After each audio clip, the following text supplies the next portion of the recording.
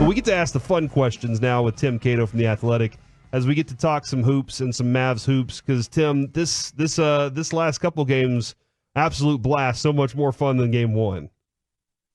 Yeah, I think that's safe to say. This is impressive. This is impressive what Dallas is doing. They are, overcoming a Luka Doncic who isn't quite the player that he was in the regular season with some nagging injuries that are affecting him.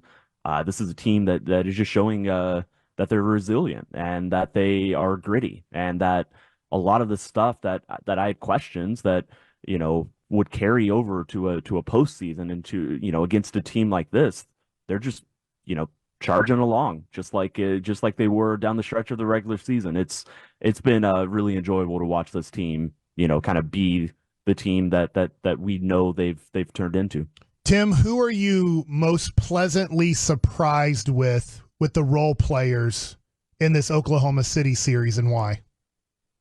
I mean, it's an easy answer, but PJ Washington, to go 29 points, 27 in back-to-back games, for him to be, just a necessary third scorer for this team. I mean, honestly, a second scorer with the way Luka's been hampered in some of these games.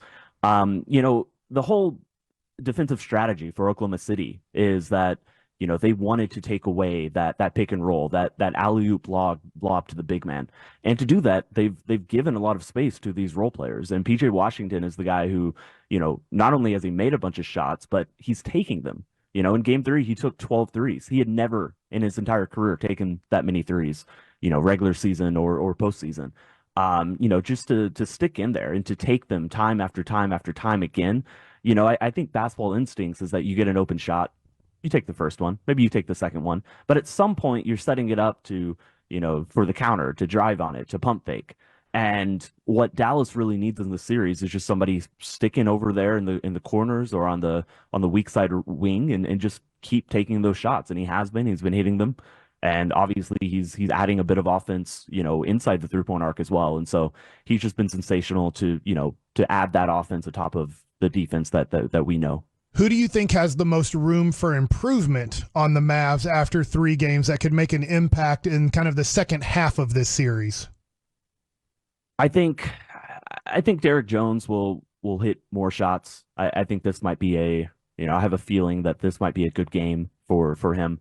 I'm still a Dante Exum believer. I still think that there is some room for him to have, even if it's 5 to 10 minutes, just to have a decent stretch at some point this postseason. Obviously, he struggled to make shots, but even in games 2 and 3, which he barely played in, I thought his ball movement was useful. I thought it was a plus. Look, when Luka and Kyrie are playing this many minutes, and they're going to be playing 40 plus minutes the rest of the postseason, there's just a little bit less of a need for a backup point guard, a connecting guard, someone like Dante. And so his minutes were always going to fall in the postseason. But I just think I believe in the player that I watched in the regular season. I think there's still a moment or two for him, a game for him at some point in the future. Yeah, finding his stroke would definitely be a key for him too. Like if that happens, then they'll have a little more confidence swinging it out to him in those situations, or letting him take over for some of these minutes where Luka's body's just not right. But having Luka out on the court, big factor there. I would probably say, and to answer Mike's question on my own, I'd probably say Gafford. I think Gafford still has a place to climb to. But it just seems like Derek Lively's body type is the better one out there against Oklahoma City right now. I don't know if I'm wrong about this. No, you're right. I mean, he's more switchable. They've been using him. They've been willing to switch him out there, which that in itself is so impressive because he barely did that during the regular season. They wanted to protect him. He was a rookie. You don't want that situation where he gets crossed over and stumbles, and then there's a viral clip out there that everybody's watching. You don't want that affecting his confidence. But just to break the strategy out in the postseason, because that's what Dallas needs in the series. I can't say enough things about how impressive this rookie is. When you look at our rookie there, and I know that Chet Holmgren is considered a rookie because he didn't play last year, and he's had, I would say, an inconsistent series, still an impact, especially defensively, but inconsistent offensively. How concerned are you that he could have a breakout game here pretty soon? Yeah, I mean, I think that's one of several things that Oklahoma City can kind of look at and look at the, even though they're down 2-1, they can look at various things on their roster. Chet, just reemerging as an offensive talent and, a more consistent scorer. I think that's one of the things that they have to hope changes, starting in game 4 because, he is that type of player and Dallas is going to give him some space on the 3-point line. He's gonna have some of those shots and, kind of like the conversation, we just had with the Dallas role players, he just needs to be taking those shots. And so I think I think it's what Chet does is something that kind of happens outside of the Mavs defense. So, if he's scoring 10 or if he's scoring 30, that's just something that they're going to have to live with. But certainly, the more he scores, the more efficiently he scores, that does make it more difficult for Dallas. How do you want the refs to call this game? It looked like a war out there for game 3 that literally at one point, and I'm not saying the Mavericks were the benefit or they were against them, but at one point Chet Holmgren just two-hand pushed Tim Hardaway Jr. to the ground like, we don't care. You can do whatever you want in this game and we're not going to call very many fouls. Or you go back to game 1 where Shea was getting the benefit of the doubt. Hey, it is what it is. He draws fouls. He's good at it. But what kind of refereeing would you like to see in tonight's game? Well, I can tell you what the Mavericks want to see, and they want to see the physical, stuff gets allowed style. I remember back when the officiating and the points of emphasis were very clearly changing. Around February after the All-Star break, Dallas was kind of saying amongst themselves, like, this is great for us. This is how we want to play. This is allowing us to be better defensively. And it's certainly how, Jason Kidd has coached this team to play all season. So, I think you can make an argument that Dallas is one of the teams most effective positively by these the changes in officiating, changes in emphasis. And so that's how they want to see it. And yeah, Luka's going to be upset about it sometimes, but he's always going to be upset. Yeah. Like, it doesn't matter how they're calling it. He's going to find a way to think that he's being wronged, and he's right sometimes. But I think for the good of the team, absolutely, they want this to be a physical brawl. Is he physically making it through this series fine? Like, you're seeing, the things after games and everything. Is he making it? Is he going to be okay? Yeah, I mean, it's hard, like, he is clearly hurting. He's clearly in pain. I don't think this, I know this knee injury is not something that, they're worried about him, affecting more, by playing on it. It's not a risk of re-injury, but it is certainly something that is hurting. And, I think at this point, a lot of areas in his body is hurting. He's taken huge falls the past couple games. I think every game this series, he's had a big crash into the floor. And so, yeah, we know he's a gamer, and we know that he's gonna find a way. He's gonna push through it. But yeah, he's definitely hurting, and it sucks for the NBA. It sucks for us watching, but I'm not sure. I think that he will have an offensive game. He has another one, in this series that he's gonna find a way and power through. But I don't think we're gonna see the Luka from February and March probably at any point this postseason, not consistently.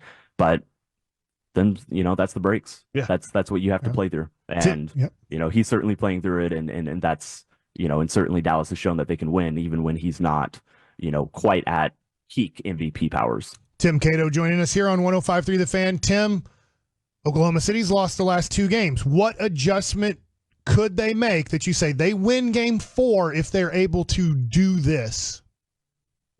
Yeah. I think they need to stick to PJ Washington a little closer.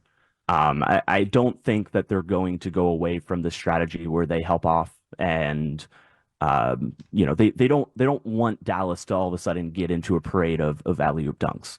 They still want to limit the rim, and I think that is still the right way to approach this game. So maybe they keep the exact same strategy and they gamble that PJ Washington, who's been a 32% shooter since coming here, like 34% on the year, that he's just not going to hit as many shots as he has the past couple of games. And So that could just be the adjustment, and Dallas's offense just declines a little bit. Obviously, they've got the advantage. They've just got to win. Really, the way I'm looking at it is Dallas needs to win one more, because if they get to a game 7 with their experience and Oklahoma City's lack of it, I think that's I know which team I'm picking there, but I think the offensively that's one of the adjustments, and we'll kind of see. Here in a few hours, it's not too far away, but I absolutely think I would lean towards Oklahoma City finding a way to win this game, and then Dallas just has to respond. Tim Cato joining us here on the K&C Masterpiece on 105.3 The Fan. I like part of the conversation you're discussing there, because there's part of me that wants to ask, like, coaching wise, sounds like you're taking Kidd all day here. Would you, after seeing the I don't know if you got to see it. If you saw it, Reggie said he didn't see it live. He only saw it on videos whenever Derek Lively's playing tag and running away from Chet Holmgren. It was hilarious from my perspective. I was watching it at home, and I was like, oh, I know what they're trying to accomplish here. I know what they're trying to do. And I thought it was advantage Jason Kidd once they threw that card out there. Would you expect more, hey, we're reaching into the bag and trying to pull out all the tricks against this Mavs team because we don't think we got them? Yeah, I was kind of surprised. I mean, OKC was a top 5 defense this year, and for them to basically admit that they didn't think they could stop Dallas, and they had to resort to hack a Shaq strategies, or I think somebody called it Deca Derek, which is that one. I enjoyed that one. Whoever came up with that one, I'll take it. Yeah. For them to kind of resort to that, I liked what Jason Kidd did though. So they did that twice to Derek Lively, and he split the first one, missed both on the second trip. Jason Kidd pulls him out of the game, and he said afterwards he just wanted him to take a breath. He goes back in 50 seconds later, and that's when he hits 4 straight. When Oklahoma City tries it twice more, and I just thought that was really good. Obviously it worked, but I thought that was really good. Coaching management. To see this kid and just realize. Get your mindset right for this strategy.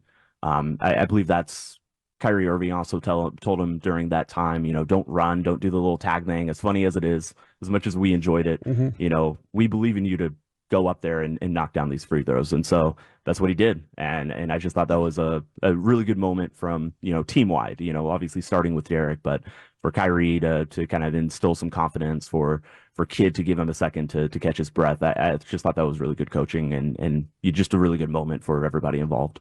Tim, this is kind of comment that you can just work off of. It's just awesome seeing how great the Mavs are on the boards, and then especially offensive boards, that Oklahoma City now I think is like, we're not even going to try to get in transition anymore, guys. Stop. All 5 guys have to crash because we are getting destroyed here, and it's just fun seeing a Mavs team that it feels like that's how the Mavs have been for such a long time in the playoffs. It's like, we can't get out in transition because we're not a good rebounding team.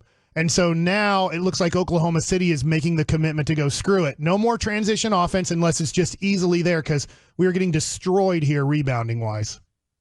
Yeah, you touched on the 2 math advantages that Dallas kind of entered this series with. The rebounding is an obvious one. Dallas wasn't a great offensive rebounding team even after the trades and in the deadline. But I think they showed enough that they can kind of turn that on, that they can focus on it. It can be an emphasis. It can be something that wins them games. Remember the Kyrie lefty floater against Denver? That was a game where Dallas bullied Denver. That's how they actually won the game. It came down to that last shot, but that was the advantage that Dallas had. And Oklahoma City obviously has chosen to be a smaller team to play this 5-out style. But for Dallas to kind of punish them and get a win based off the backs of all those second chance points, they're not going to shoot as well as Oklahoma City, or, certainly in the regular season, Oklahoma City was the best percentage 3-point shooting team in the league, and Dallas was not. They traded some shooting acumen for this defense. But what you can do is, if you're not going to make as many shots, just take more, get more chances. And the other way to do that is that you don't turn it over. And Oklahoma City, what they did very well in the regular season as well, they turned teams over more than any other team in the NBA. And Dallas has been winning that battle the past couple games. And, that's really important, that, you're not allowing, quick fast break transition stuff. And you're neutralizing something that Oklahoma City had come to rely upon, throughout the regular season. And so in those 2 areas, before the Maxey injury and before Luka's injury, I would have favored Dallas in the series. I lost a little confidence in them just because of those injuries. Clearly, I was wrong, but those two advantages were a huge part of the confidence I had in Dallas had they been fully healthy, even before the series started. Tim Cato, ladies and gentlemen, thank you very much for your time. Keep believing in Anthony Edwards as well. I appreciate that. I know you're back on board with him since he's killing the mid-range. I see your Twitter. All right, Tim, we will talk to you again soon, man. Have a good one. Thanks, y'all.